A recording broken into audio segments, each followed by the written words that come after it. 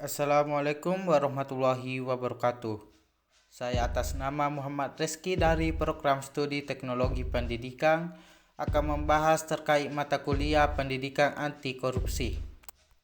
Langsung saja kita masuk ke pembahasan.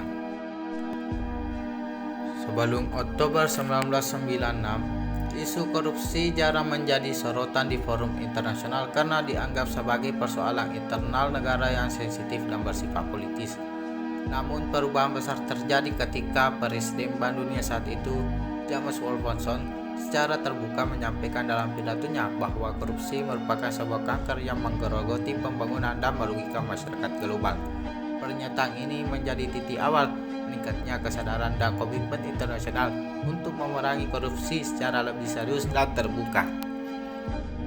Selain itu, definisi korupsi adalah penyalahgunaan kekuasaan atau jabatan untuk keuntungan pribadi atau kelompok yang biasanya dilakukan dengan cara suap, penggelapan, gratifikasi, atau nepotisme.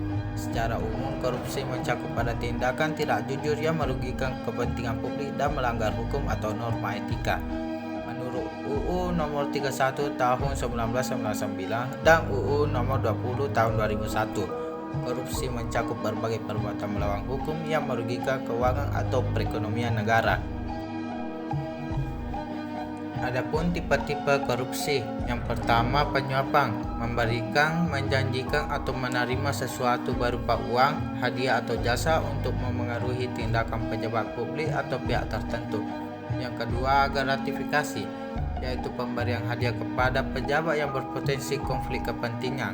Yang ketiga, penggelapan, yaitu pencurian atau penyalahgunaan uang atau aset milik negara atau perusahaan oleh orang yang dipercayakan untuk mengelolanya. Yang keempat, penyalahgunaan wewenang, yaitu menggunakan jabatan atau kekuasaan untuk kepentingan pribadi atau kelompok, biasanya merugikan negara atau publik. Yang kelima, nepotisme, yaitu pemberian jabatan atau fasilitas kepada kerabat atau teman dekat tanpa melalui prosedur yang sah dan adil.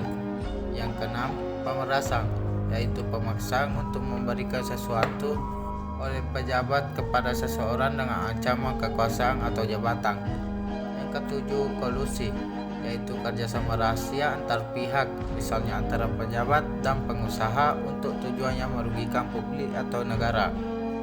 Yang terakhir, yaitu yang kedelapan, perdagangan pengaruh, yaitu mempengaruhi keputusan atau tindakan pejabat publik dengan imbalan sesuatu, walau tanpa posisi formal.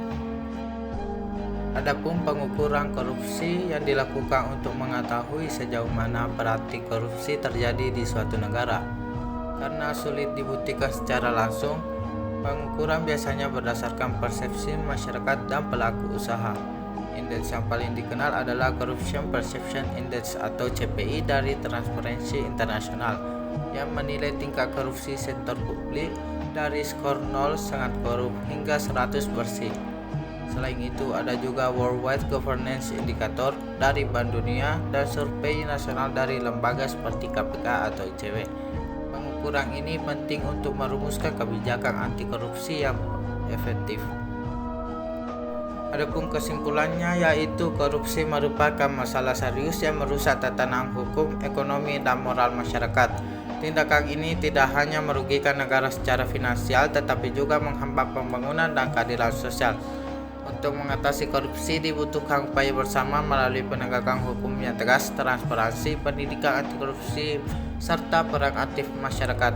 Dengan komitmen yang kuat dari semua pihak, korupsi dapat dikurangi demi terciptanya pemerintah yang bersih dan masyarakat yang sejahtera. Sekian dari penjelasan saya.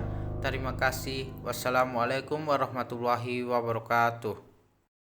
Audio Jungle.